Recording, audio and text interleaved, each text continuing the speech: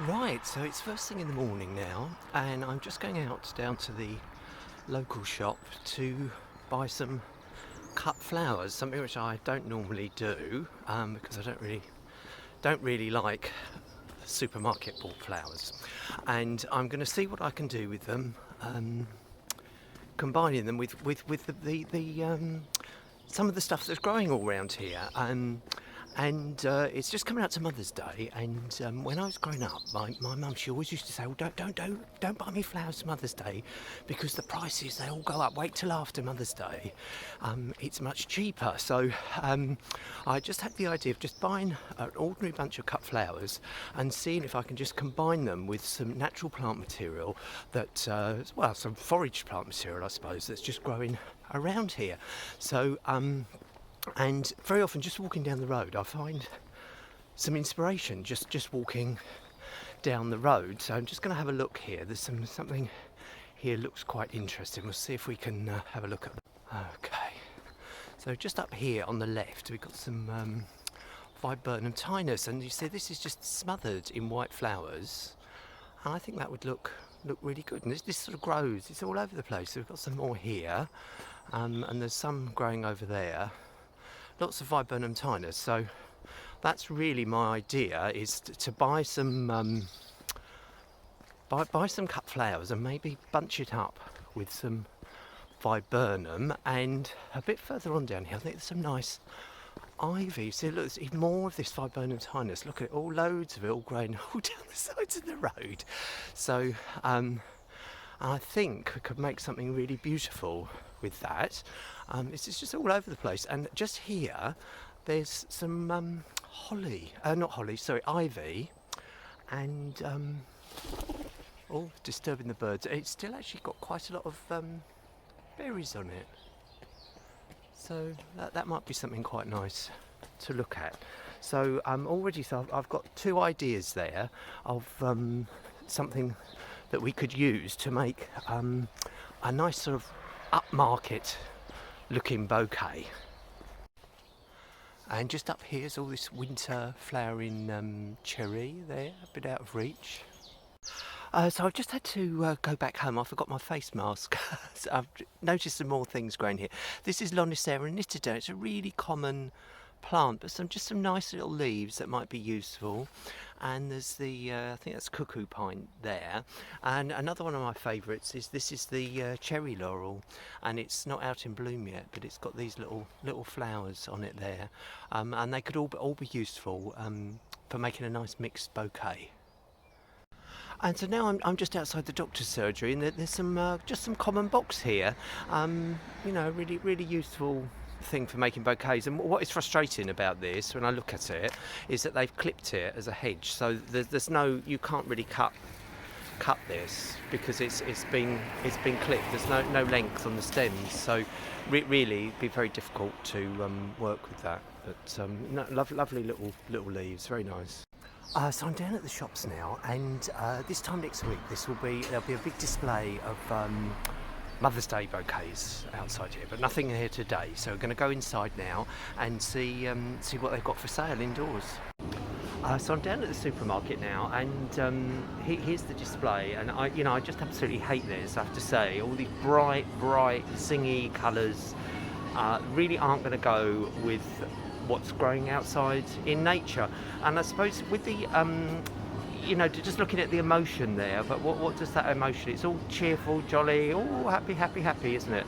And it just seems completely at odds with the experience I had outside of being in nature and all the beautiful things there. So no, I don't think really any of these are going to work with the viburnum or the ivy, and certainly not these ones at the shop. But I think probably the tulips are the best bet. So I'm going to go for the tulips and see what we can do with these tulips. So I'm back now from the shops, and I just happened to spot some white tulips at the back. So I bought those and some yellow tulips, and I think it was £7.50 for 24 stems, and probably you wouldn't be able to buy the bulbs for that, I would have thought. So that's, it's quite good really when you think about the cost of it. So anyway, not really ideal, not really what I would have wanted. But I'm thinking these white tulips will go with the viburnum. There's the viburnum.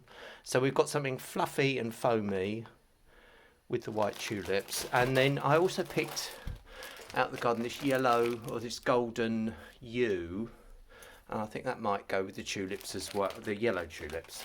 And there's some pussy willow there as well. So we've got a yellow thing going and a white thing going. And it's not ideal, but yeah, so that's the challenge to make something beautiful out of what was available at the shops. So yeah, so some nice white tulips there. So let's see what we can do.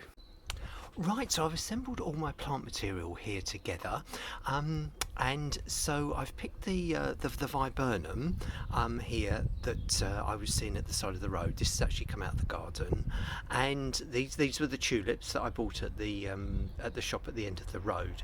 And I've added to that some brachioglossus there and some camellia buds, and I don't know if you can see it just at the front there, a little bit of Spanish moss, and I've also picked some winter box as well, just in case I need some extra things. So this is the plant material. It's not ideal, but we're in lockdown, and I did actually ring up the wholesalers to try to get some plant material, and they were kind of too busy to help me because it's a busy week, and so I've just fallen back on what's available here.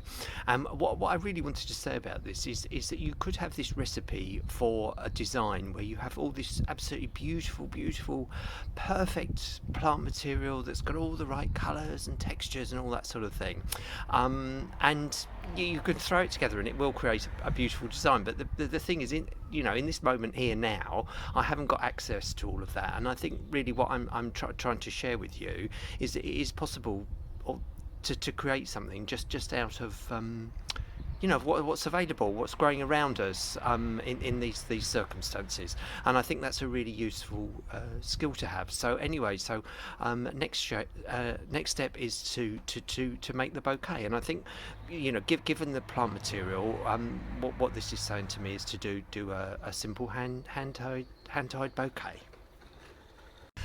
So I've just put everything there in a bucket now to have a good drink of water, and you can see, just to get an idea of the size, there's the bucket there, and it doesn't look all that bad. Just stood in a bucket of water, and I think, well, you can't go wrong with this now. You've got some really nice plant material, and just sort of plonked together. I think that looks really nice. So, well, we'll do it into a bouquet. But I just think if you've got some really good, strong plant material like this, the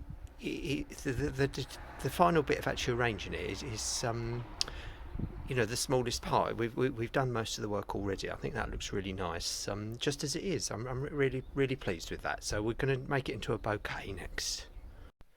Right, so the bouquet is almost finished. I'm quite pleased with it. It's come out all right.